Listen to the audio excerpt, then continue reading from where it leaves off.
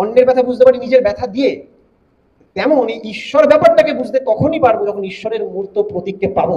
এটা মাথায় গেঁথে নেন, আর কাউকে ভয় করতে হবে না। সত্যিকারের আপনি আমি আমরা অমৃতের পুত্র হই, সেই শ্রীন্নান্তু বিশ্বামৃতস্য পুত্রা যদি ওরম ভাবে সেই আহ্বান শুনে আমরা দাঁড়াতে পারি, তাহলে শ্রী শ্রী ঠাকুরের সেই আহ্বান শুনে এই অমৃতের পুত্র যেটা আমাদের অ্যাকচুয়াল আইডেন্টিটি, সেটাই আমরা দাঁড়িয়ে উঠতে পারবো।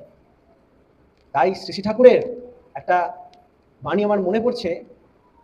ঠাকুর বলতেন কনসেন্ট্রেট অ্যান্ড অ্যাডহেয়ার, একজনকে সেন্টারে রেখে তার প্রতি মানে কানেকশন হওয়া, আর অ্যাডহেয়ারেন্স তার প্রতি অনুরাগ নিয়ে চলা। এই অনুরাগটা কি করে আসবে? তার জন্য যে এক্সারসাইজ, বডি বানানোর এক্সারসাইজ আছে, লেখাপড়া করার এক্সারসাইজ আছে, অনুরাগ জাগারও একটা এক্সারসাইজ আছে, সেটা হচ্ছে যজন যাজন ইষ্টভৃতি। এই অনুরাগ জাগানোর টিউটারও আছে, সেটাকে বলা হয় সৎসঙ্গ। সৎসঙ্গ কি?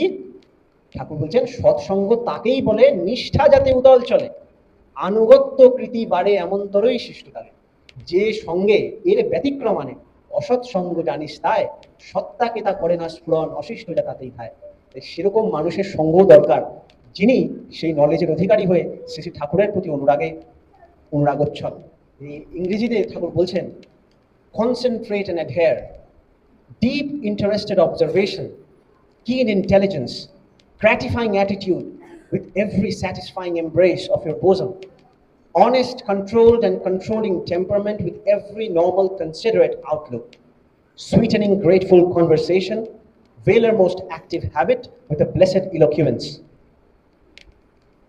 Concentrate and adhere to your loved Lord the lead, with a pious, efficient contribution of his service, with a sweet effulging grace.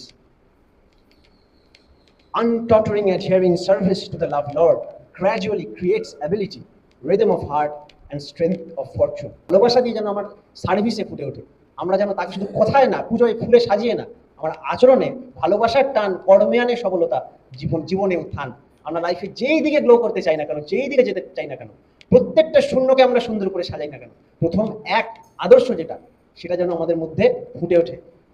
আমাদের শ্রী শ্রী ঠাকুর, আমাদের দয়াল শ্রী শ্রী ঠাকুরের কাছে, সেই পরম পিতার কাছে আমি প্রার্থনা করি আজকে যাদের অব্দি এই আওয়াজ পৌঁছাচ্ছে এবং যাদের অব্দি এই আওয়াজ পৌঁছাচ্ছে না, প্রত্যেকের প্রাণে যেন সেই স্পার্ক জেগে উঠুক, সেই ব্লুমিং ব্লেজ জেগে উঠুক, এবং তাকে আমরা আমাদের লাইফে নাম্বার 1 বলে বসিয়ে রাখতে পারি, এবং তার ভক্তদের চিনে তার সঙ্গ করে সেই অনুশাসনে চলতে পারি। ওইটা না হলে কিন্তু হবে না। বন্দে পুরুষোত্তম।